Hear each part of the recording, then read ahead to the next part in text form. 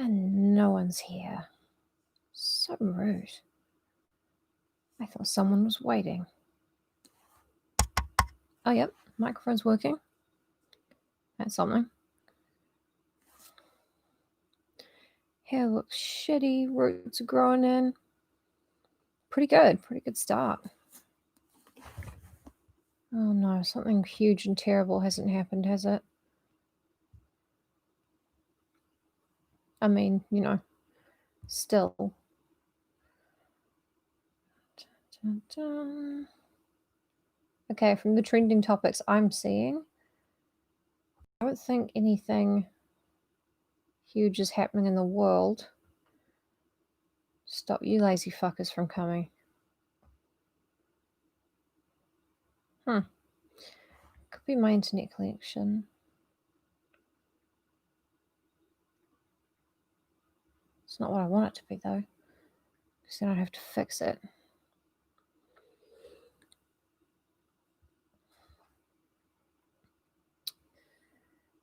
Do hope people turn up soon, because I need to reread first half of the last chapter that we were on.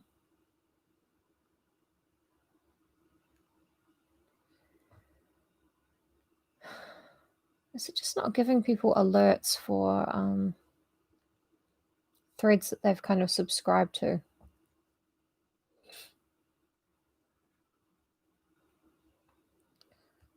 Retweet my own post.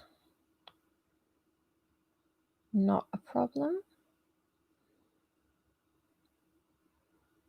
You are here. Hi. No one was here for like ages.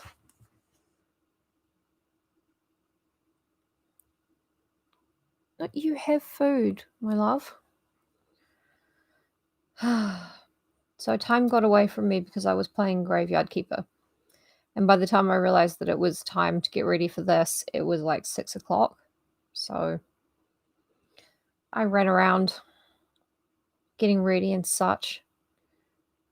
My hair looks fucking terrible. Never mind. Well, tomorrow's Friday, and thank God for it. Well, not God, you know, whoever gave us ketamine, some kind of interdimensional being we mistake for a god. Evelyn, hello. Hello.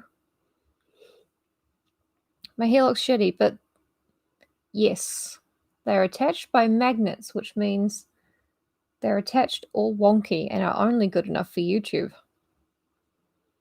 And even then, if I was like a pro YouTuber, I would not use these. But I haven't lost them yet.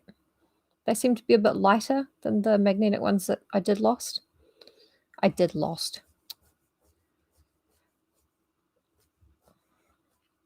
Yeah, Twitter. Twitter's good at showing you everything except the stuff that you've specifically asked for it to show you. Like little kids. You're like, hey, where's your mommy? And they're like, I found a snail. You know, oh, that's really awesome, but where's your fucking mother? I'm not keeping you. So I had to run around like a mad thing. And I'm wearing my new hair clip, which I don't know if you can see it. But it says not today. And it is far too heavy to wear. Like, I had to make a braid and everything just to get it to kind of sit and not. Is it upside down? I think it's upside down. Nobi! No.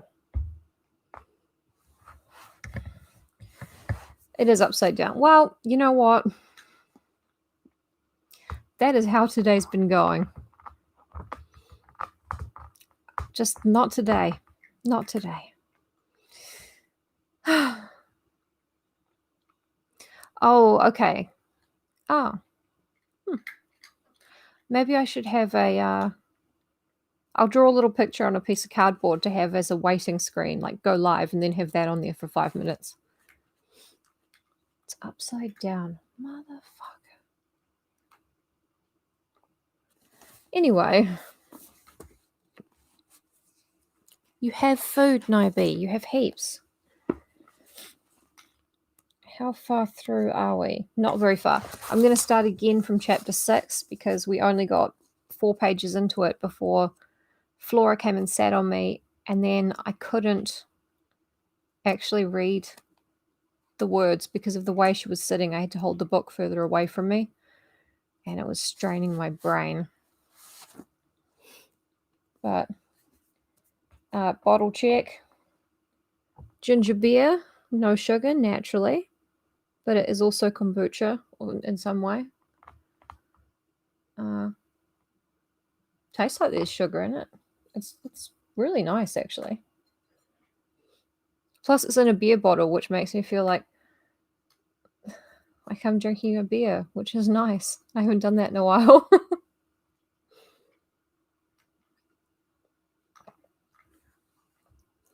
Mm-hmm. Yes, today is my day. Right down to getting my fucking period. I tweet about it all the time on Twitter. I'm not going to not talk about my period on YouTube. So yeah, that explains that. Quick recap.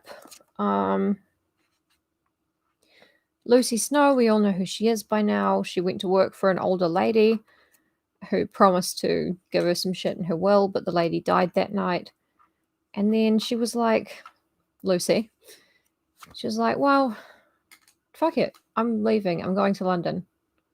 Because she's got nowhere to go for whatever reason. Which she's made very clear is just none of our business. I like her. She's very prickly. And she's found a boarding house close to St. Paul's Cathedral, the old one. I think it was destroyed in the Blitz, but I don't know if that's just in the time travel books by Connie Willis. I don't know. So anyway, that's basically the recap.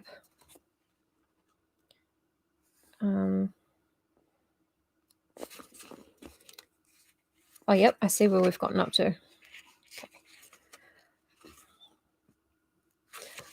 Are we all sitting comfortably? Are we all ready? Are we ready, little teddies, and not shitty little goblins like 2 cats I could name?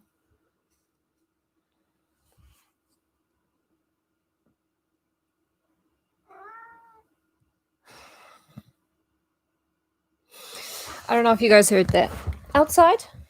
Outside?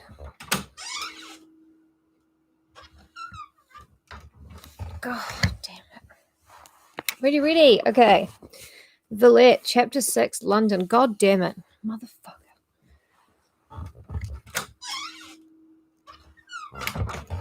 Some people say the chapter London, goddammit, motherfucker is one of the turning points of the novel. Hi, Jesse. I'm glad you got here. We're just about to start. Yes, that was Niobe, and then Flora had to go out separately. Chapter 6, London. The next day was the 1st of March, and when I awoke, rose, and opened my curtain, I saw the risen sun struggling through fog. Above my head, above the housetops, co-elevate almost with the clouds, I saw a solemn, orbed mass, dark blue and dim. The dome. It's in all in caps, so. The dome. While I looked, my inner self moved. My spirit shook its always fettering wings half loose. I had a sudden feeling as if I, who had never yet truly lived, were at last about to taste life. And that morning, my soul grew as fast as Jonah's gourd. And I explained last time I don't know what that is, and I don't care. It's going to be a Bible thing. I did well to come, I said, proceeding to dress with speed and care. I like the spirit of this great London which I feel around me. Who but a coward would pass his whole life in hamlets, and forever abandon his faculties to the eating rust of obscurity? Wow, she's just burning me for preferring small towns. Like she was burning me earlier for the grey hair thing. Being dressed, I went down, not travel-worn and exhausted, but tidy and refreshed. When the waiter came in with my breakfast, I managed to accost him sedately yet cheerfully, We had 10 minutes discourse, in the course of which we became usefully known to each other. He was a grey-haired elderly man, and it seemed had lived in his present place 20 years. Having ascertained this, I was sure he must remember my two uncles, Charles and Wilmot, who 15 years ago were frequent visitors here. I mentioned their names. He recalled them perfectly and with respect. Having intimated my connection, my position in his eyes was henceforth clear and on a right footing. He said I was like my Uncle Charles. I suppose he spoke truth, because Mrs. Barrett was accustomed to say the same thing. A ready and obliging courtesy now replaced his former uncomfortably doubtful manner. Henceforth, I need no longer be at a loss for a civil answer to a sensible question. People have been unsure whether to treat Lucy like a lady or a servant. Class in Victorian England, eh? There's a rich mine there that somehow academic historians just haven't bothered to notice. That was heavy irony, by the way.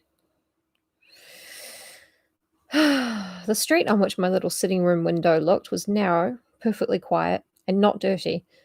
The few passengers were just such as one sees in provincial towns. Here was nothing formidable. I felt sure I might venture out alone. Having breakfasted, out I went. Elation and pleasure were in my heart. To walk alone in London seemed of itself an adventure.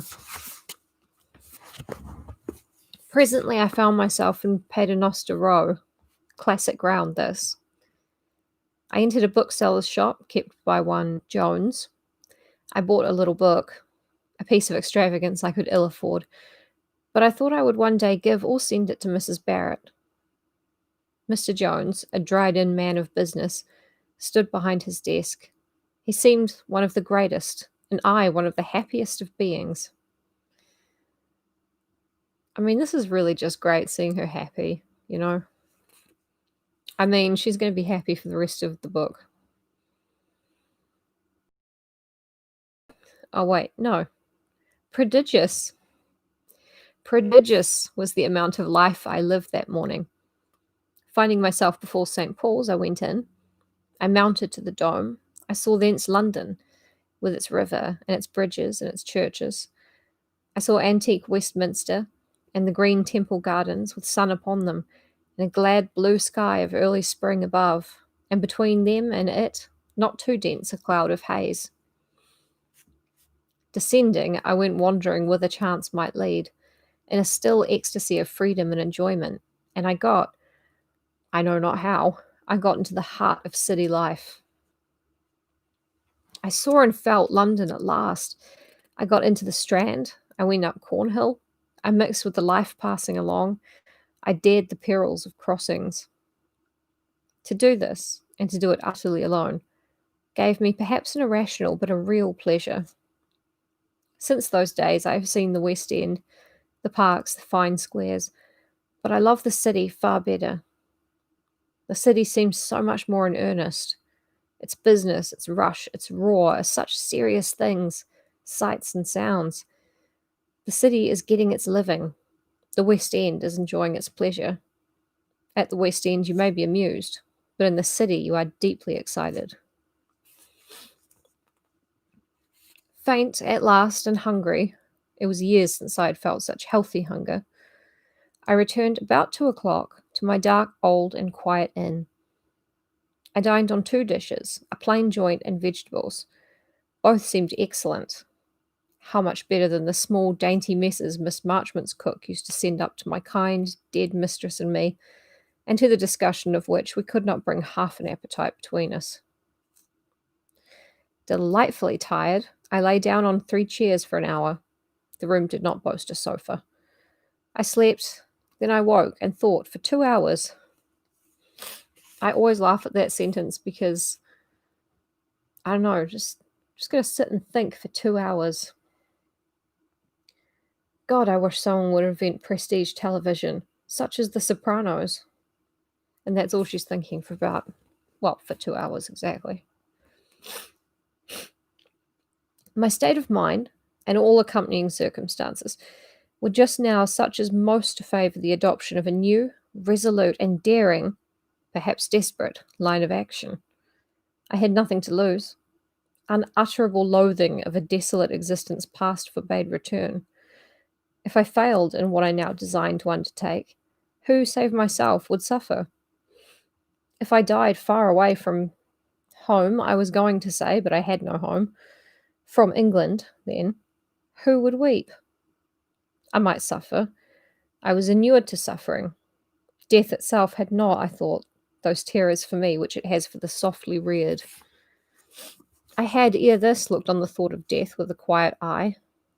Prepared then, for any consequences, I formed a project. I love how just quietly awesome Lucy is. It's like, yeah, I've thought about death before and I looked on it with a quiet eye. Yeah, that's right. My eyes, when I'm looking at the concept of death, quiet.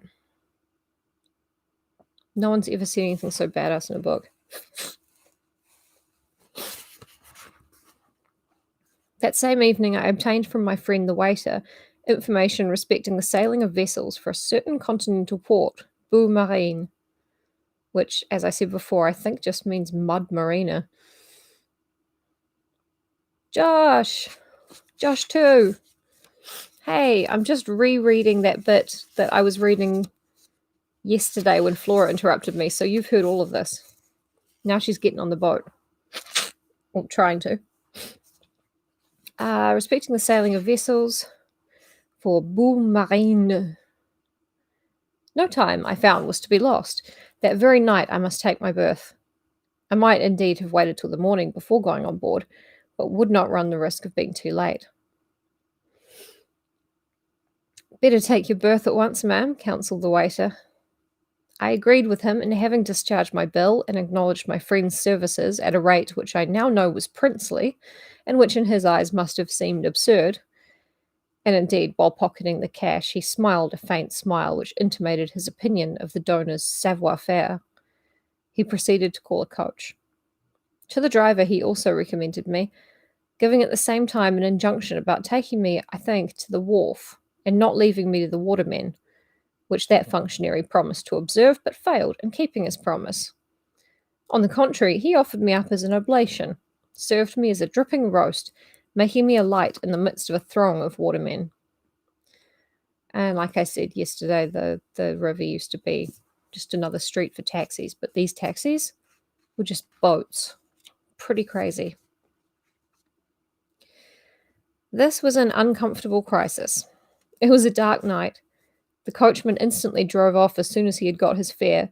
The watermen commenced a struggle for me and my trunk.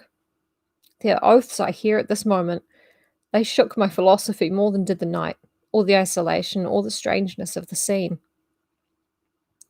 One laid hands on my trunk.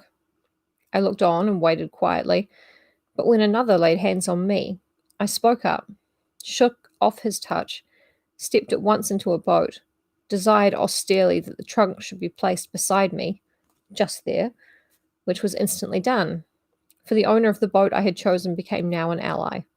I was rowed off. Black was the river as a torrent of ink. Lights glanced on it from the piles of building round. Ships rocked on its bosom. They rowed me up to several vessels. I read by lantern light their names painted in great white letters on a dark ground. The Ocean, the Phoenix, the Consort, the Dolphin were passed in turns, but the Vivid was my ship, and it seemed she lay further down. Down the sable flood we glided. I thought of the Styx and of Charon, rowing some solitary soul to the land of shades. Amidst the strange scene, with a chilly wind blowing in my face, and midnight clouds dropping rain above my head, with two rude rowers for companions, whose insane oaths still tortured my ear, I asked myself if I was wretched or terrified. I was neither. Often in my life have I been far more so under comparatively safe circumstances. How is this? Said I. Methinks I am animated and alert instead of being depressed and apprehensive. I could not tell how it was. I remember getting up to this bit because I think we all made fun of methinks. It's not her fault. The vivid started out white and glaring from the black night at last. Here you are, said the waterman, and instantly demanded 6 shillings. You asked too much, I said.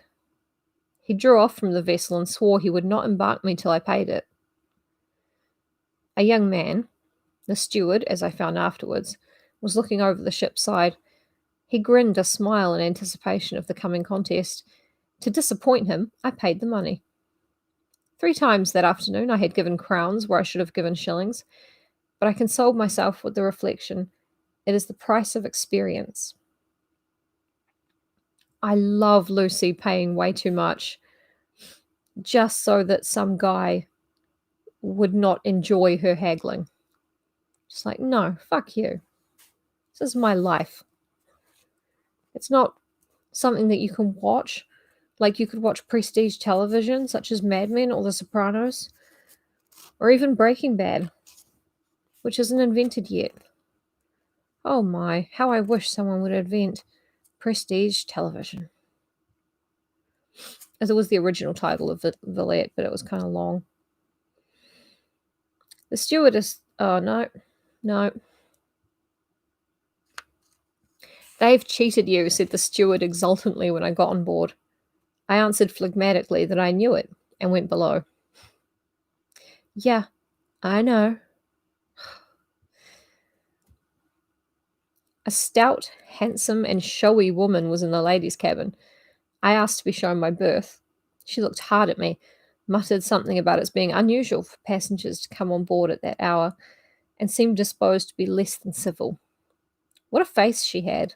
So comely, so insolent, and so selfish. Oh, yeah. Yeah, spoilers, but at the end of the story, Lucy Snow invents prestige television. But she never gets the credit because the television itself, she's not quite sure what that is. Quite sad, actually. Now that I'm on board, I shall certainly stay here, was my answer. I will trouble you to show me my berth. She complied, but sullenly. I took off my bonnet, arranged my things, and lay down. This is one of my favourite parts of Villette, is Lucy just tearing down every other woman she meets in her mind. It's like, oh, this bitch. Let me tell you about her. Anyway, I was very polite.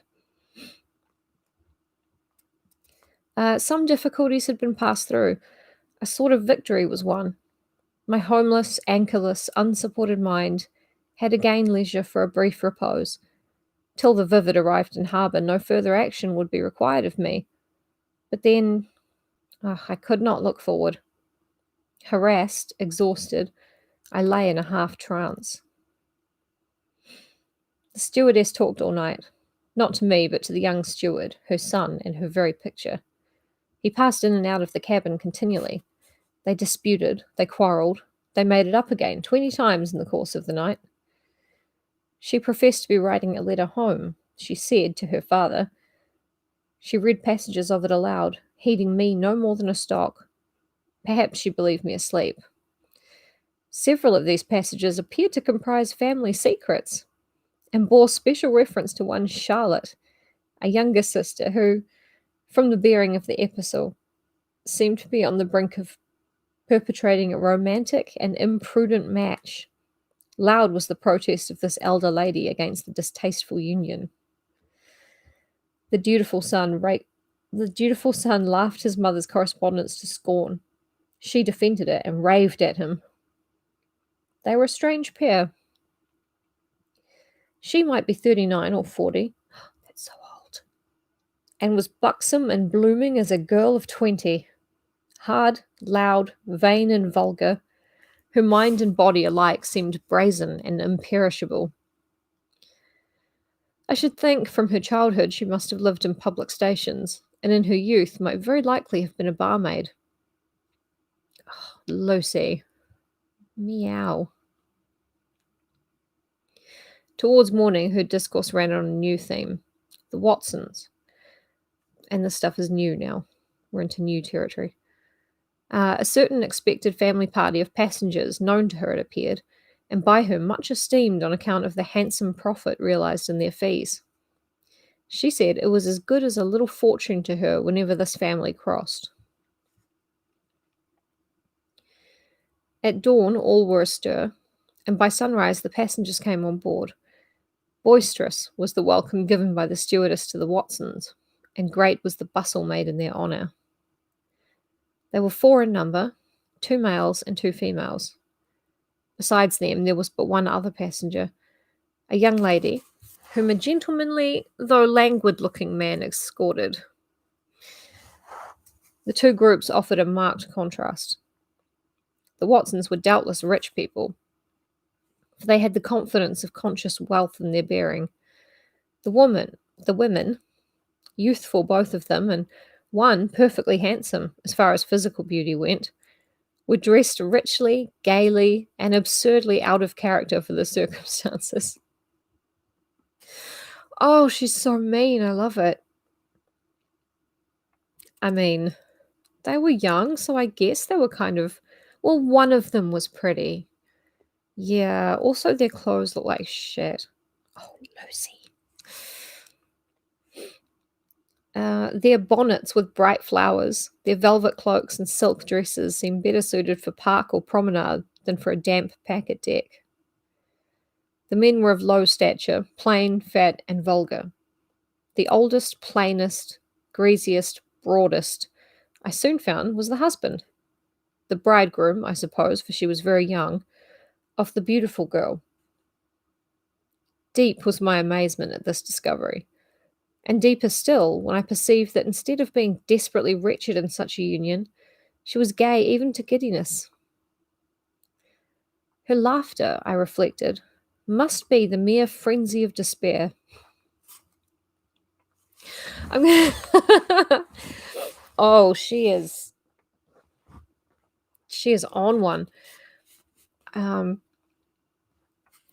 From now on, when I get pissed off at people laughing in public, like, oh, your brain works, yeah, good for you, I'm going to be like, no, it's not real laughing.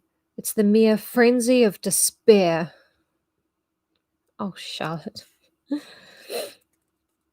And even while this thought was crossing my mind, as I stood leaning quiet and solitary against the ship's side, she came tripping up to me, an utter stranger, with a camp stool in her hand, and smiling a smile of which the levity puzzled and startled me, though it showed a perfect set of perfect teeth. And she offered me the accommodation of this piece of furniture. Oh, she's so... got a lot of anger. I declined it, of course, with all the courtesy I could put into my manner. She danced off, heedless and lightsome. She must have been good-natured, but what had made her marry that individual, who was at least as much like an oil barrel as a man? The other lady passenger, with the gentleman companion, was quite a girl, pretty and fair, her simple print dress, untrimmed straw bonnet, and large shawl gracefully worn, formed a costume plain to Quakerism, yet for her becoming enough. Oh, her outfit was becoming enough. I guess it kind of suited her. Before the gentleman quitted her, I observed him throwing a glance of scrutiny over all the passengers, as if to ascertain in what company his charge would be left.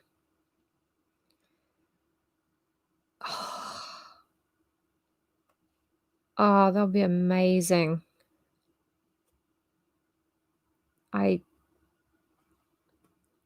It would be dark, I think. I know it would be extremely dark. With a most dissatisfied air did his eye turn from the ladies with the gay flowers. He looked at me, and then he spoke to his daughter, niece, or whatever she was. She also glanced in my direction, and slightly curled her short, pretty lip. It might be myself, or it might be my homely mourning habit that elicited this mark of contempt. Most likely both. A bell rang. Her father, I afterwards knew that it was her father, kissed her, and returned to land. The packet sailed. I think it'd be kind of similar to the Boost House Midwest. You know, they'd live together and they'd just be sad, like performatively sad at each other. Not sure.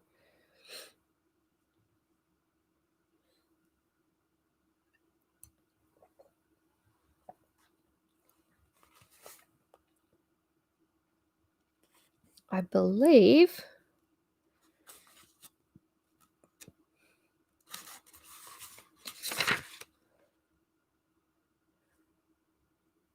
Yes, indeed. This is where it starts getting gay. Oh, we had someone just join us when it started getting gay. Oh my god, is Josh joining us at the absolute perfect moment again? Not Josh B. The other Josh. Anyway.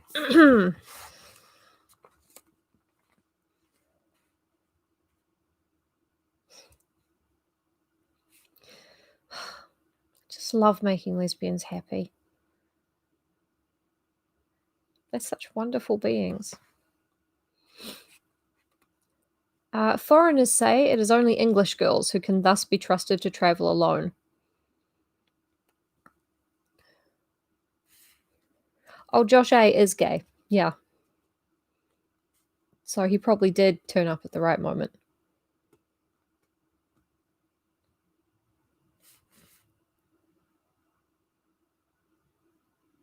That's right. Sorry, I was trying to remember the name of this girl. And then I remembered that it's going to be yeah, I'm the Princess Diana of being an ally, in that I mostly just dress up and go out, and sometimes I talk about my depression in a public forum. And I have really bad taste in men. Foreigners say it is only English girls who can thus be trusted to travel alone, and deep is their wonder at the daring confidence of English parents and guardians. As for the jeune miss, by some their intrepidity is pronounced masculine and inconvenant. Others regard them as the passive victims of an educational and theological system which wantonly dispenses with proper surveillance. And that's in the same like quotes as the other French words, so I'm guessing surveillance was not an English word at that time, it was surveillance. Whether this particular young lady was of the sort that can the most safely be left unwatched, I do not know, or rather did not then know, but it soon appeared that the dignity of solitude was not to her taste. She paced the deck once or twice backwards and forwards. She looked with a little sour air of disdain at the flaunting silks and velvets, and the bears which thereon danced attendance, and eventually she approached me and spoke. "Are you fond of a sea voyage?" was her question. I explained that my fondness for a sea voyage had yet to undergo the test of experience. I had never made one. "Oh, how charming!" cried she. "I quite envy you the novelty. First impressions, you know, are so pleasant. Now that I've made so many, I quite forget the first. I am quite blasé about the sea and all that." I could not help smiling. "Why do you laugh at me?" she inquired, with a frank testiness that pleased me better than her other talk. "Because you are so young to be blasé about anything." "I am 17, a little piqued. "You hardly look 16. Do you like travelling alone?" "Bah! I care nothing about it. I have crossed the Channel 10 times alone, but then I take care never to be long alone. I always make friends." I'm giving her this voice because this is her voice. "You will scarcely make many friends this voyage, I think," glancing at the Watson group, who were now laughing and making a great deal of noise on deck. "Not of those odious men and women," said she. "Such people should be steerage passengers. Are you going to school?" "No." "Where are you going?" "I have not the least idea. beyond at least the port of Boumarine. She stared, and then carelessly ran on. I am going to school. Oh, the number of foreign schools I have been at in my life. And yet I am quite an ignoramus. I know nothing, nothing in the world, I assure you, except that I play and dance beautifully. And French and German, of course, I know to speak, but I can't read or write them very well. Do you know they wanted me to translate a page of an easy German book into English the other day, and I couldn't do it? Papa was so mortified. He says it looks as if Monsieur de Bassompierre, my godpapa, who pays all my school bills, had thrown away all his money. And then in matters of information, in history, geography, arithmetic, and so on, I am quite a baby, and I write English so badly. Such spelling and grammar, they tell me. Into the bargain, I have quite forgotten my religion. They call me a Protestant, you know, but really I am not sure whether I am one or not. I don't well know the difference between Romanism and Protestantism. However, I don't in the least care for that. I was a Lutheran once at Bonn. Dear Bonn, charming Bonn, where there were so many handsome students. Every nice girl in our school had an admirer. They knew our hours for walking out and almost always passed us on the promenade. Schönes Mädchen, we used to hear them say. I was excessively happy at Bonn, which I believe just means pretty young women, pretty maidens. My German is so bad. My German is so bad, and I have also quite forgotten my religion. And I'm also quite a baby about knowing facts. And where are you now? I inquired. Oh, at shows, said she.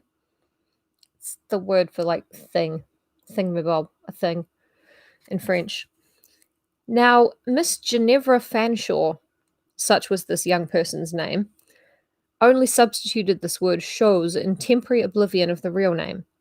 It was a habit she had. Shows came in at every turn in her conversation, the convenient substitute for any missing word in any language she might chance at the time to be speaking. French girls often do the like. From them she had caught the custom. Shows, however, I found in this instance, stood for Villette, the great capital of the great kingdom of La Basse-Cour. I don't know if La Basse-Cour is a real place. Do you like Villette? I asked. Pretty well. The natives, you know, are intensely stupid and vulgar, but there are some nice English families. Are you in a school? Yes. A good one? Oh, no. Horrid. But I go out every Sunday and care nothing about the maîtresse or the professeur or the élève and send lessons au diable. One daren't say that in English, you know, but it sounds quite right in French. And thus I get on charmingly. You are laughing at me again. Quick translator's note. I care nothing about the mistresses or the professors or the students and send lessons to the devil. But one can't say that in English. Yes, the Villette. It's a little town.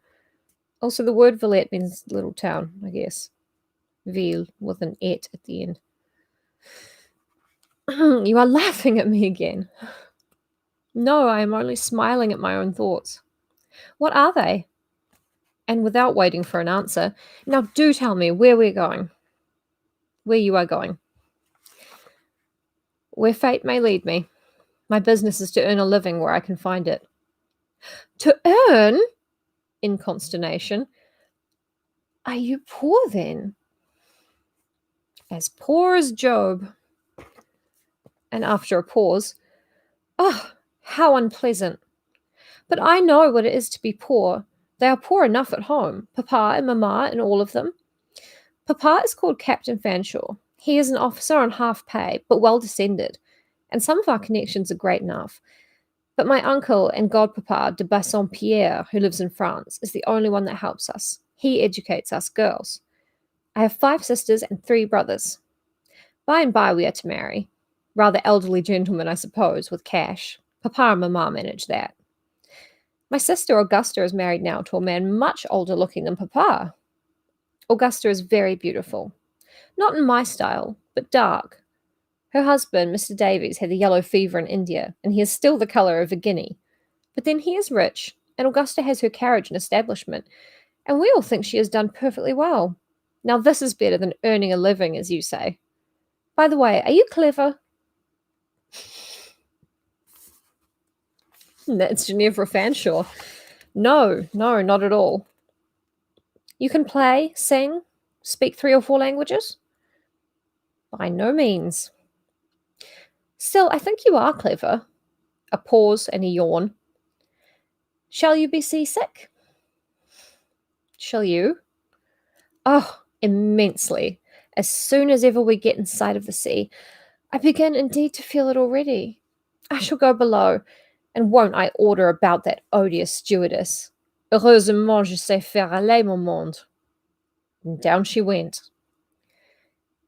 There are translations for this if my brain stops, but one was easy. She said, luckily, I know how to arrange the world around me. I don't think she does, because she's going to be a bitch to the stewardess, which I think is probably a bad move.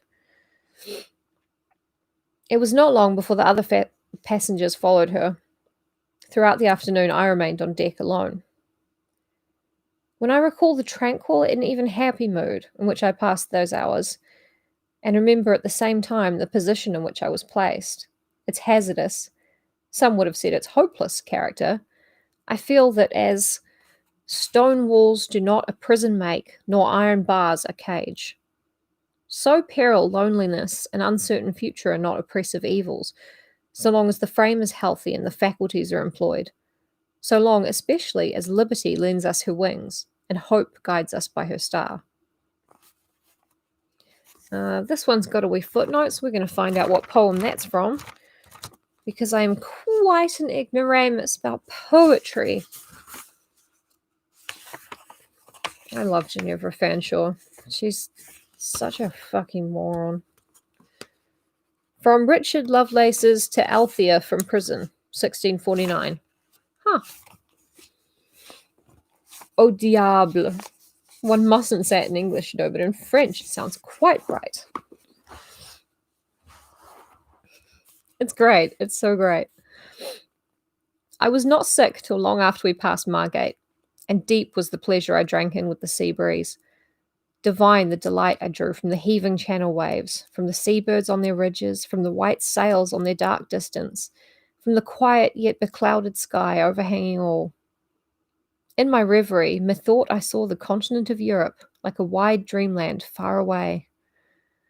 Lucy, I respect you so much, you've got to stop saying methinks. Sunshine lay on it, making the long coast one line of gold. Tiniest tracery of clustered town and snow-gleaming tower, of woods deep-massed, of heights serrated, of smooth pasturage and veiny stream, embossed the metal-bright prospect. For background spread a sky, solemn and dark blue, and grand with imperial promise, soft with tints of enchantment, strode from north to south a god-bent bow, an arch of hope. Cancel the whole of that, if you please, reader, or rather let it stand and draw thence a moral, an alternative, text-hand copy. Daydreams are delusions of the demon. Becoming excessively sick, I faltered down into the cabin. Every time she's happy, Lucy is like, yeah, but also, that was just a mirage. Life is actually about suffering. Don't you guys forget about that, though. Never forget about suffering. Miss Fanshawe's birth chanced to be next to mine. Ooh. And I am sorry to say she tormented me with an unsparing selfishness during the whole time of our mutual distress. Nothing could exceed her impatience and fretfulness. The Watsons, who were very sick too, and on whom the stewardess attended with shameless partiality, were stoics compared with her. Many a time since I have noticed, in persons of Ginevra Fanshawe's light, careless temperament and fair, fragile style of beauty, an entire incapacity to endure, They seem to sour in adversity, like small beer in thunder. The man who takes such a woman for his wife ought to be prepared to guarantee her an existence all sunshine. Indignant at last with her teasing peevishness, I curtly requested her to hold her tongue. The rebuff did her good, and it was observable that she liked me no worse for it.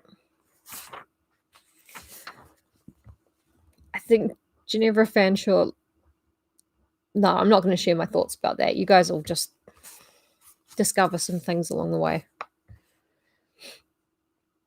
As dark night drew on, the sea roughened. Larger waves swayed strong against the vessel's side. It was strange to reflect that blackness and water were round us, and to feel the ship ploughing straight on her pathless way, despite noise, billow, and rising gale. Articles of furniture began to fall about, and it became needful to lash them to their places. The passengers grew sicker than ever. Miss Fanshawe declared with groans that she must die. "Not just yet, honey," said the stewardess. "We're just in port." Accordingly, in another quarter of an hour, a calm fell upon us all, and about midnight the voyage ended. I was sorry. Yes, I was sorry. My resting time was past. My difficulties, my stringent difficulties, recommenced. When I went on deck, the cold air and black scowl of the night seemed to rebuke me for my presumption in being where I was. The lights of the foreign seaport town, glimmering round the foreign harbour, met me like unnumbered threatening eyes. Friends came on board to welcome the Watsons. A whole family of friends surrounded and bore away Miss Fanshawe. But I dared not for one moment dwell on a comparison of positions. She's so lonely. Yet where should I go? I must go somewhere. Necessity dare not be nice. And nice here is used in the sense of, precise and exacting and tidy and,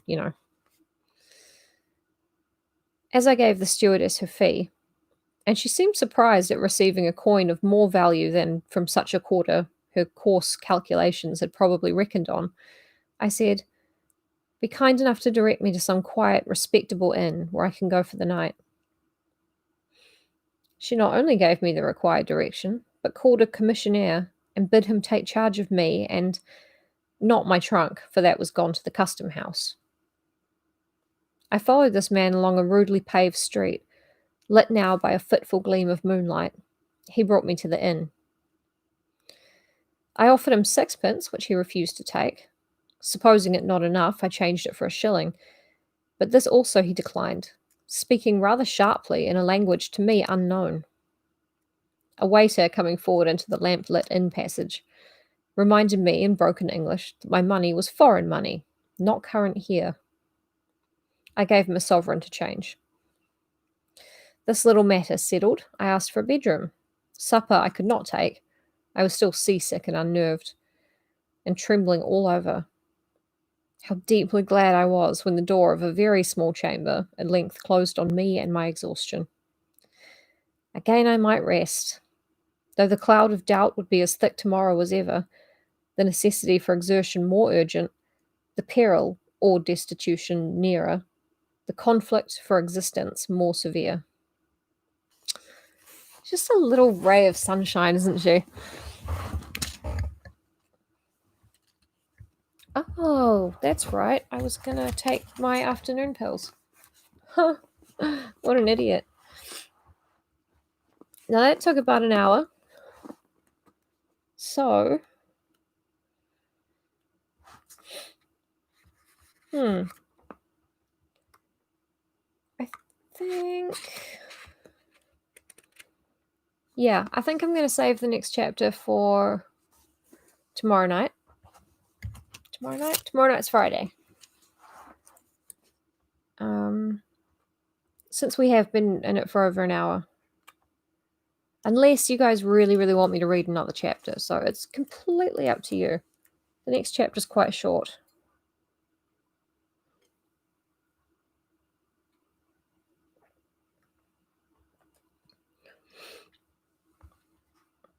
Okay.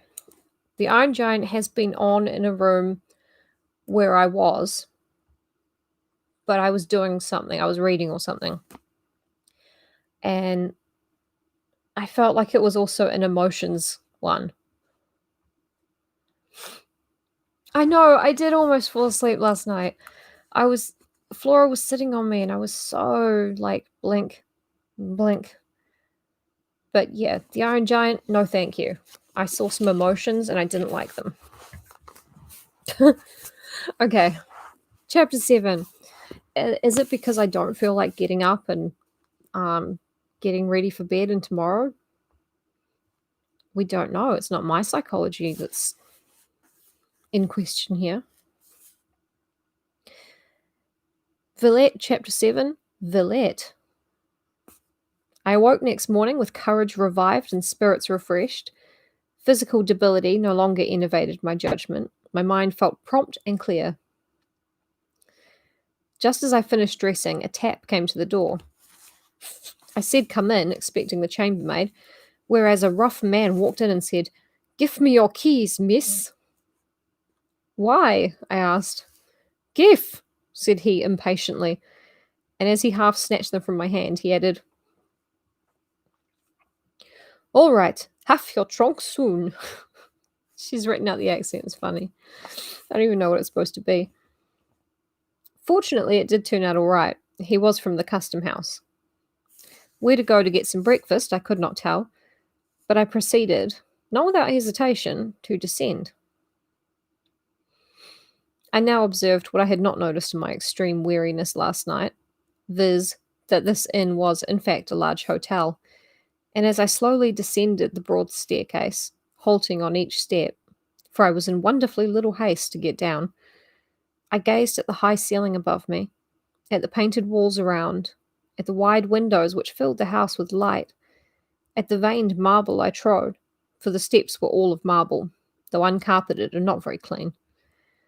And contrasting all this with the dimensions of the closet assigned to me as a chamber, with the extreme modesty of its appointments, I fell into a philosophizing mood. Yeah, Lucy Snow is Antifa. Much I marvelled at the sagacity evinced by waiters and chambermaids in proportioning the accommodation to the guest.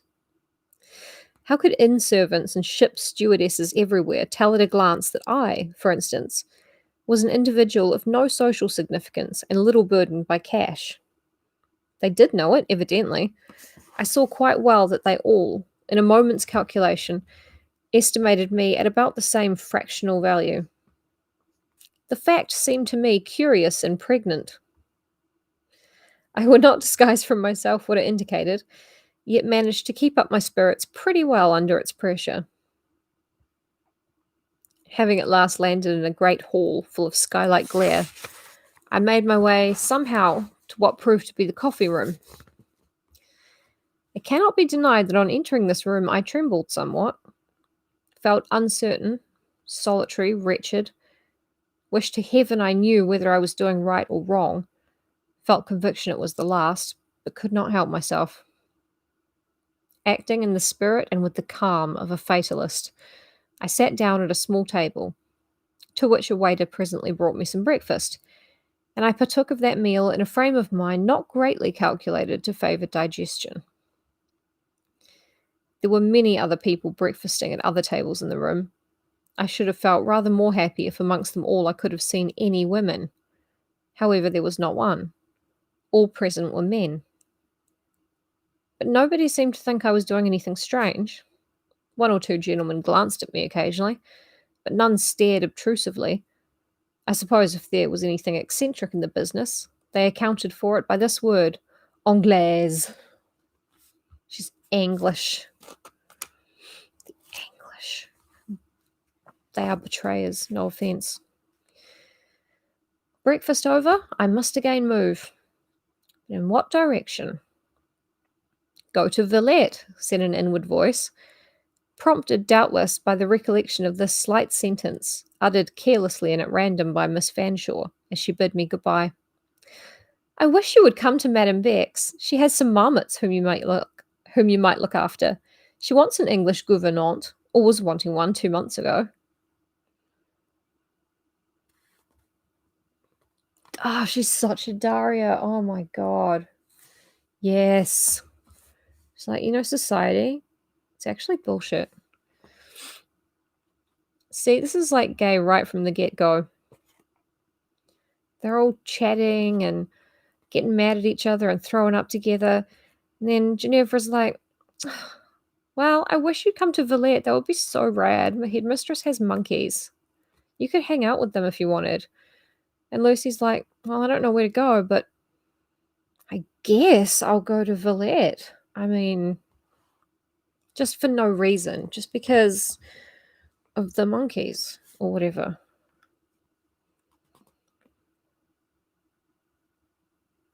Who Madame Beck was, where she lived, I knew not.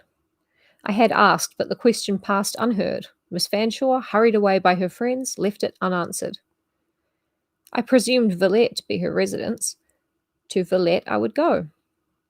The distance was 40 miles. I knew I was catching at straws, but in the wide and weltering deep where I found myself, I would have caught at cobwebs. Having inquired about the means of travelling to Villette and secured a seat in the diligence, I departed on the strength of this outline, this shadow of a project. Before you pronounce on the rashness of the proceeding, reader, look back to the point whence I started. Consider the desert I had left. Note how little I perilled. Mine was the game where the player cannot lose and may win.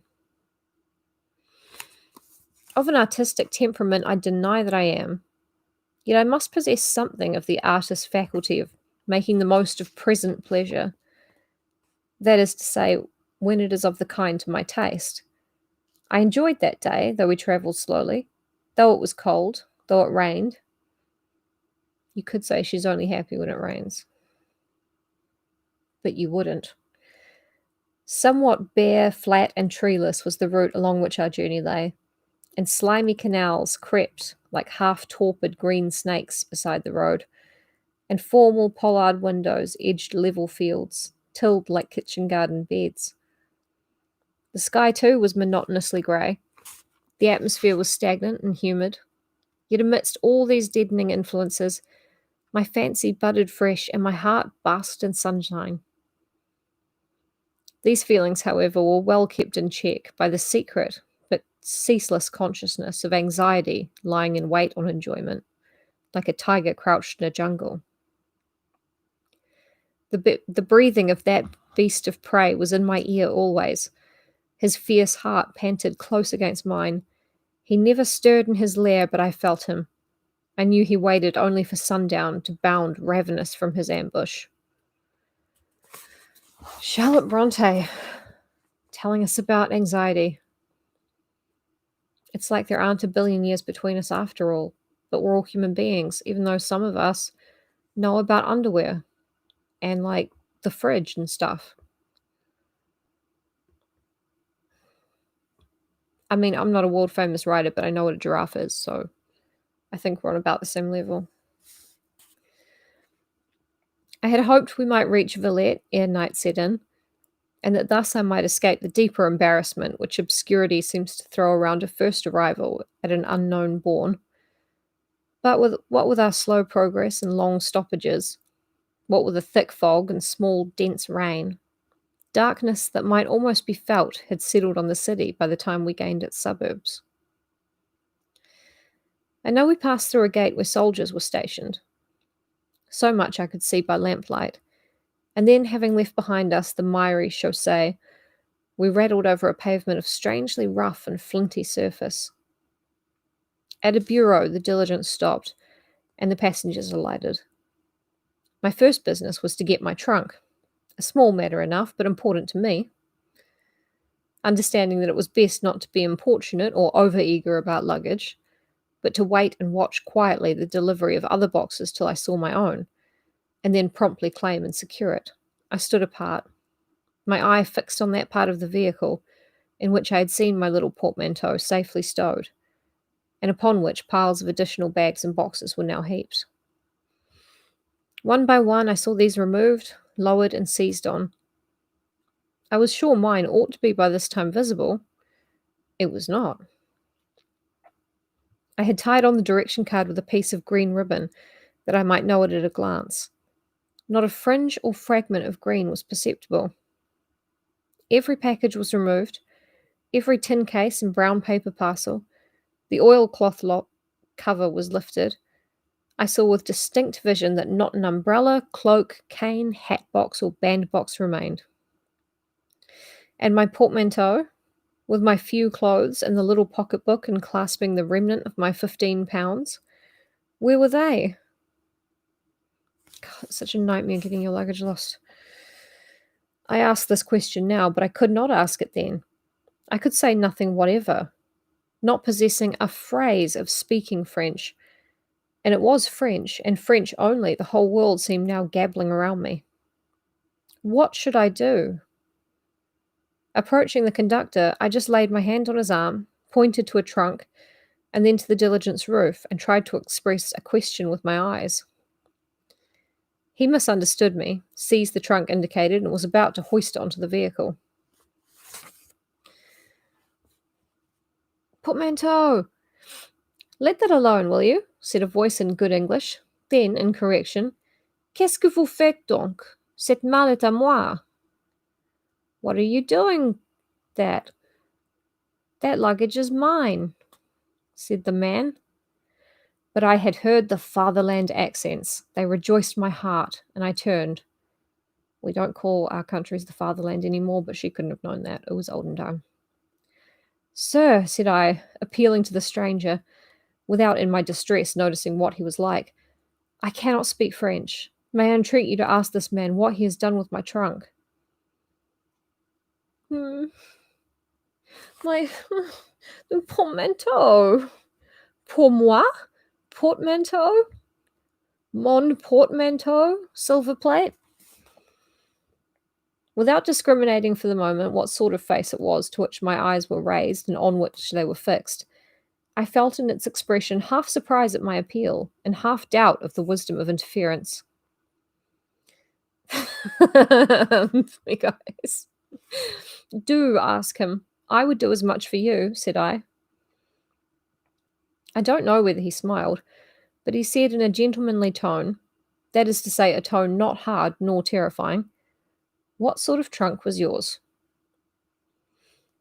I described it, including in my description the green ribbon.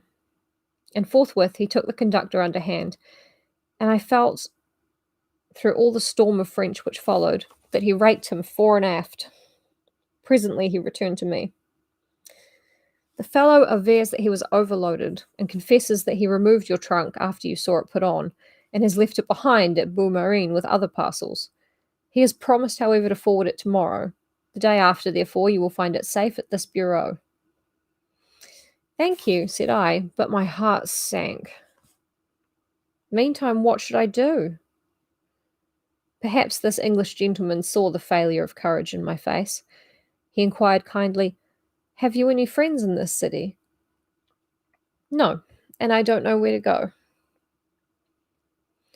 There was a little pause, in the course of which, as he turned more fully to the light of a lamp above him, I saw that he was a young, distinguished, and handsome man. He might be a lord for anything I knew. Nature had made him good enough for a prince, I thought. His face was very pleasant. He looked high but not arrogant, manly but not overbearing. I was turning away, in the deep consciousness of all absence of claim to look for further help from such a one as he. Ooh, now it's getting exciting for me. There's a handsome dude. Was all your money in your trunk? He asked, stopping me. How thankful I was to be able to answer with truth. No, I have enough in my purse, for I had near 20 francs, to keep me at a quiet inn till the day after tomorrow. But I am quite a stranger in Villette and don't know the streets and the inns. I can give you the address of such an inn as you want, said he, and it is not far off. With my direction you will easily find it. Just walk with her, dude. Jeez. He tore a leaf from his pocketbook, wrote a few words, and gave it to me. I did think him kind, and as to distrusting him, or his advice, or his address, I should almost as soon have thought of distrusting the Bible. There was goodness in his countenance and honor in his bright eyes. Ooh, Lucy. Your shortest way will be to follow the boulevard and cross the park, he continued. But it is too late and too dark for a woman to go through the park alone. I will step with you thus far. Ooh. Don't worry, the book stays very gay.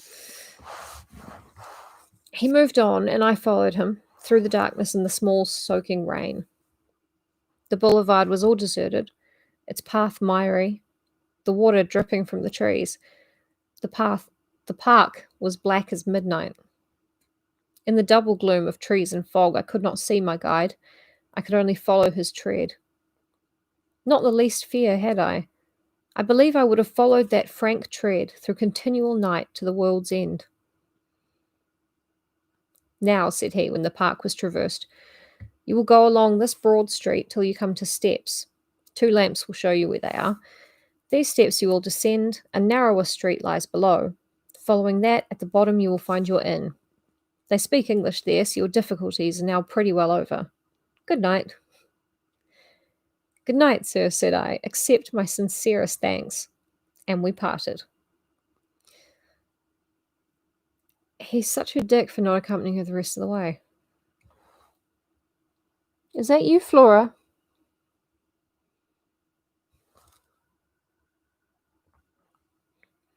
No. Hearing her now. The remembrance of his countenance, which I am sure wore a light not unbenignant to the friendless. Unbenign. The sound in my ear of his voice, which spoke a nature chivalric to the needy and feeble, as well as the youthful and fair, were a sort of cordial to me long after. He was a true young English gentleman.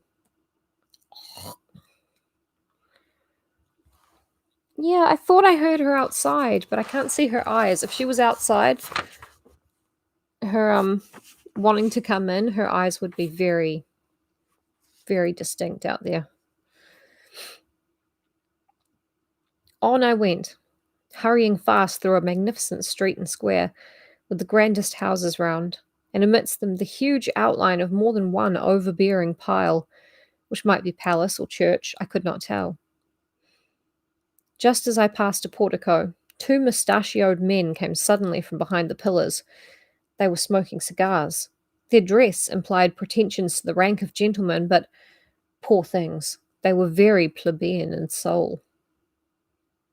They spoke with insolence, and fast as I walked, they kept pace with me a long way. At last I met a sort of patrol, and my dreaded hunters were turned from the pursuit. But they had driven me beyond my reckoning. When I could collect my faculties, I no longer knew where I was. The staircase I must long since have passed. Puzzled, out of breath, all my pulses throbbing in inevitable agitation, I knew not where to turn. It was terrible to think of again encountering those bearded, sneering simpletons, yet the ground must be retraced, and the steps sought out. Tories, yeah. It's just such a universal experience that the only thing unfamiliar about it is the old-fashioned language. I came at last to an old and worn flight, and taking it for granted that this must be the one indicated, I descended them. The street into which they led was indeed narrow, but it contained no inn. On I wandered. In a very quiet and comparatively clean and well-paved street, I saw a light burning over the door of a rather large house, loftier by a story than those round it. This might be the inn at last. I hastened on. My knees now trembled under me. I was getting quite exhausted. No inn was this. A brass plate embellished the great porte-cochere. Pensionnat des Demoiselles was the inscription, and beneath a name, Madame Beck. I don't know how to describe what a pensionnat is because I don't know the definition of it, but anyway, this is Ginevra School. I started. About 100 thoughts volleyed through my mind in a moment. Yet I planned nothing and considered nothing. I had not time. Providence said, "Stop here. This is your inn." Fate took me in her strong hand, mastered my will, directed my actions.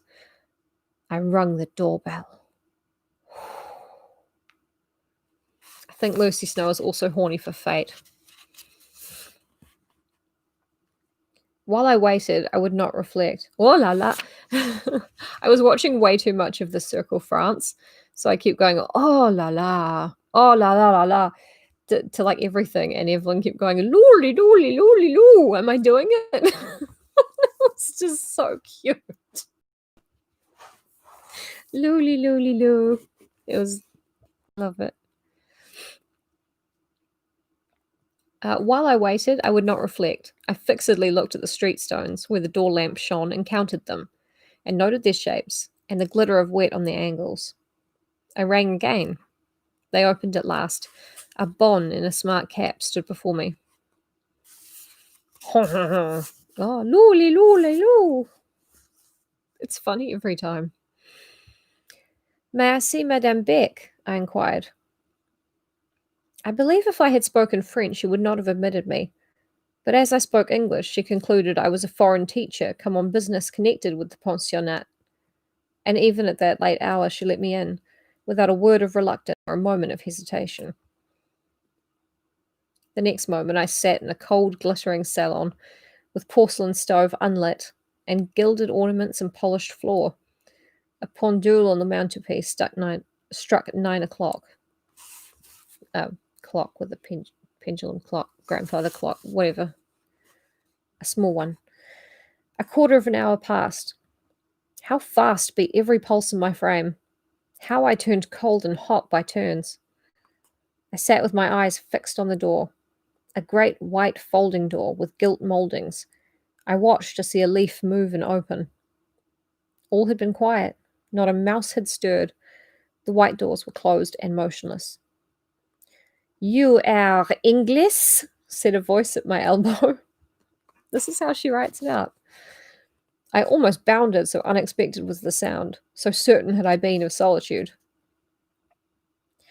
No ghost stood beside me, nor anything of spectral aspect. Merely a motherly, dumpy little woman in a large shawl, a wrapping gown, and a clean, trim nightcap. A wrapping gown is just like a dressing gown. I said I was English, and immediately, without further prelude, we fell to a most remarkable conversation. Madame Beck, for Madame Beck it was, she had entered by a little door behind me, and being shod with the shoes of silence, I had heard neither her entrance nor approach. Madame Beck had exhausted her command of insular speech when she said, "You are English," and she now proceeded to work away volubly in her own tongue. Keep thinking I hear her. I answered in mine. She partly understood me, but as I did not at all understand her, though we made together an awful clamour, anything like Madame's gift of utterance I had not hitherto heard or imagined, we achieved little progress. She rang ere long for aid, which arrived in the shape of a maîtresse, or mistress, or schoolmistress, who had been partly educated in an Irish convent, and was esteemed a perfect adept in the English language. A bluff little personage this maîtresse was, la basse-courienne from top to toe. And how she did slaughter the speech of Albion.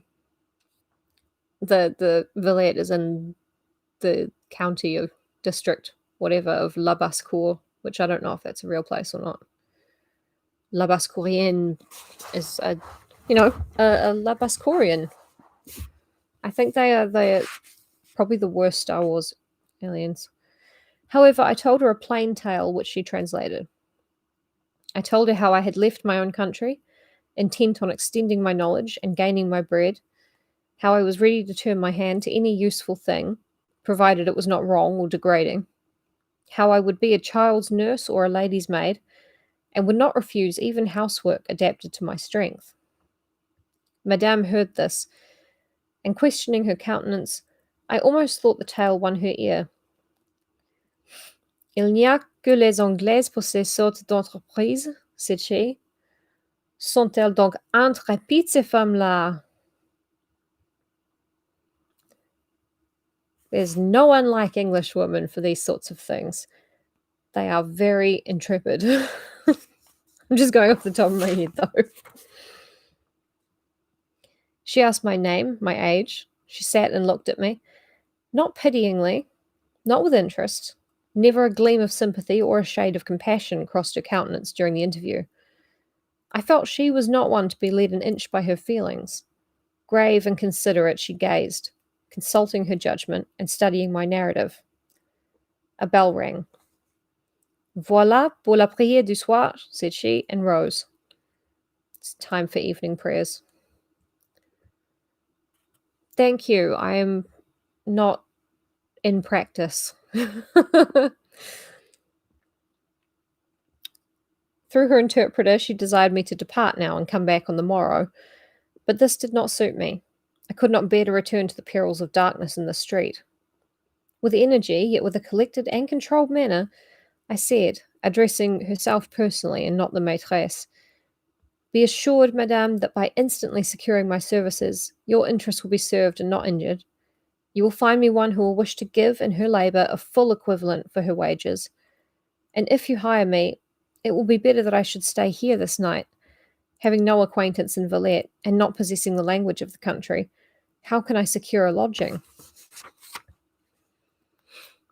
"It is true," said she, "but at least you can give a reference?" "None." She inquired after my luggage. I told her when it would arrive. She mused.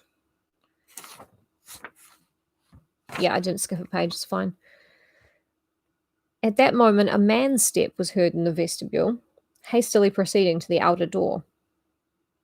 I shall go on with this part of my tale as if I had understood all that passed, for though it was then scarce intelligible to me, I heard it translated afterwards. "Who goes out now?" demanded Madame Beck, listening to the tread. "Monsieur Paul," replied the teacher. "He came this evening to give a reading to the first class."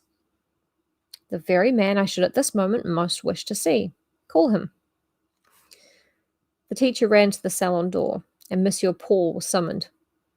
He entered, a small, dark, and spare man in spectacles. "Mon cousin," began Madame, "I want your opinion. We know your skill in physiognomy. Use it now. Read that countenance." Mon cousin means my cousin. I know they're not very original people. The little man fixed on me his spectacles.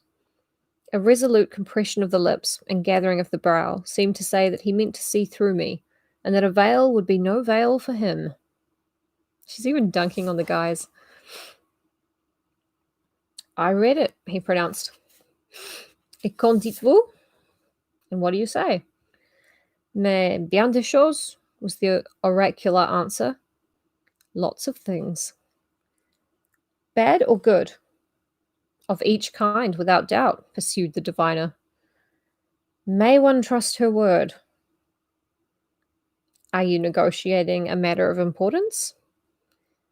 "She wishes me to engage her as bonne or gouvernante, tells a tale full of integrity, but gives no reference."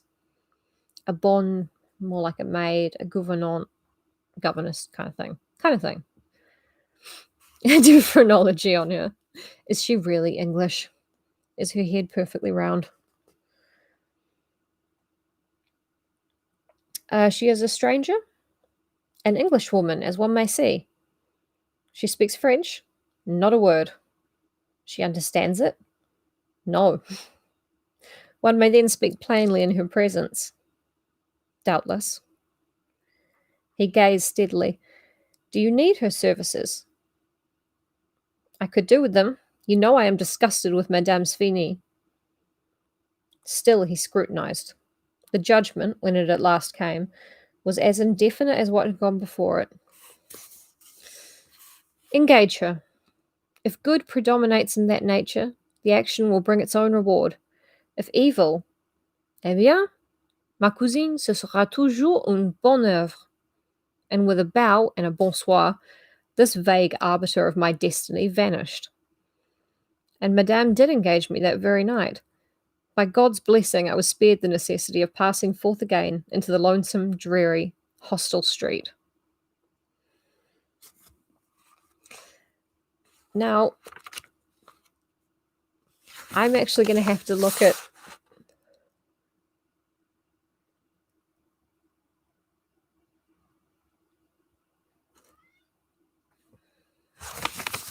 Hello, madam.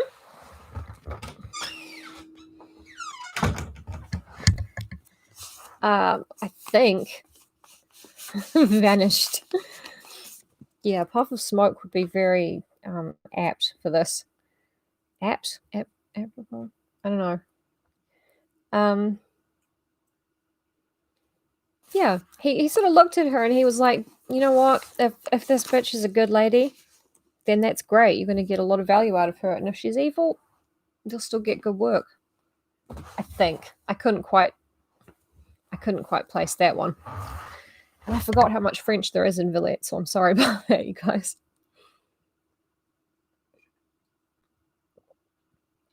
Lula, lula, loo, as our French cousins would say. Thank you so much for being here and for sitting through the duration of an entire movie, just listening to me read you a story about a woman who is very sad and bitchy all the time. That isn't my diary. And tomorrow we'll do more Villette, or we'll do Liveread nights, depending on how we go.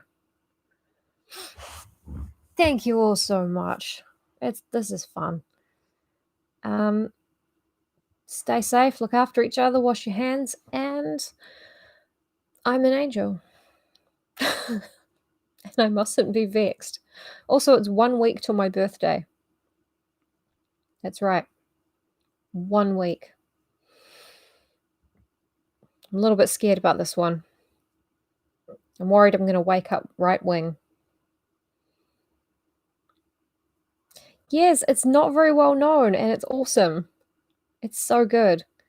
And don't worry, you're going to see Ginevra Fanshawe again. Thank you so much, you guys. I'll see you tomorrow. Bye.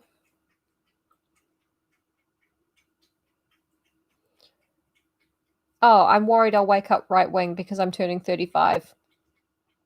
Yeah. Spending my last week of freedom as a social justice Antifa super soldier before I become a Karen.